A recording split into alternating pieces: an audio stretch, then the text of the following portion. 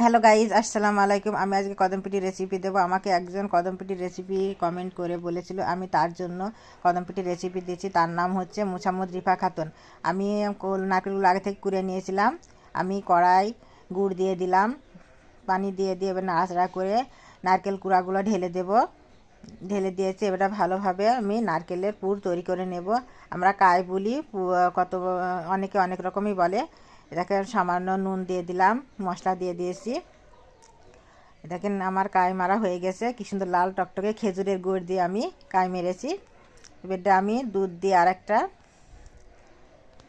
খিরসি করে নেব, দুধের খিরসি। দুধটা আমি ভালোভাবে ঘন করে নেব। ঘন করে গুড় ঢেলে দিলাম, গুড় দিয়ে ভালো করে নেড়ে চেড়ে নেব। এবার ফুটিয়ে নেওয়ার পরে আমি আতপ চালের আটা গুলিয়ে নেব। গুলিয়ে নিয়েছি, এটাকে ঢেলে দেব। ঢেলে ভালোভাবে আমি গুড়ের খিরসিটা তৈরি করে নেব। দেখেন গুড়ের খিরসি আমার হয়ে গেছে। আমি এবারটা নামিয়ে নেব। এবারটা আমি তালের গোলাগুলো কড়াই দিয়ে দিচ্ছি, ভালোভাবে ফুটিয়ে নেব। ফুটিয়ে নেওয়া পরিমাণ মতন ময়দা, আলো চালের ময়দা দিয়ে দেব। দিয়ে ভালোভাবে কাই মেরে নেব।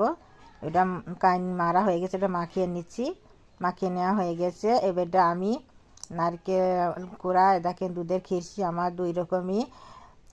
দেখেন চালগুলো আগে থেকে ভিজে রেখেছিলাম, সেগুলা শুকিয়ে নিয়েছি।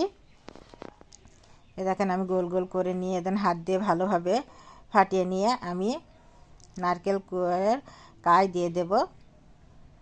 দিয়ে ভালোভাবে মুখটা মেরে নেব।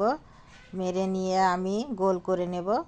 গোলাকারে করে নিয়ে চালগুলো আগে থেকে ভিজে রেখেছিলাম, সেগুলো আমি বাটিতে রেখেছি। এগুলা চাল দিয়ে ভালোভাবে মাখিয়ে নেব। দেখেন ভালোভাবে মাখিয়ে নিয়ে আমি এইভাবে একে একে অনেক কড়াই বানিয়ে নেব।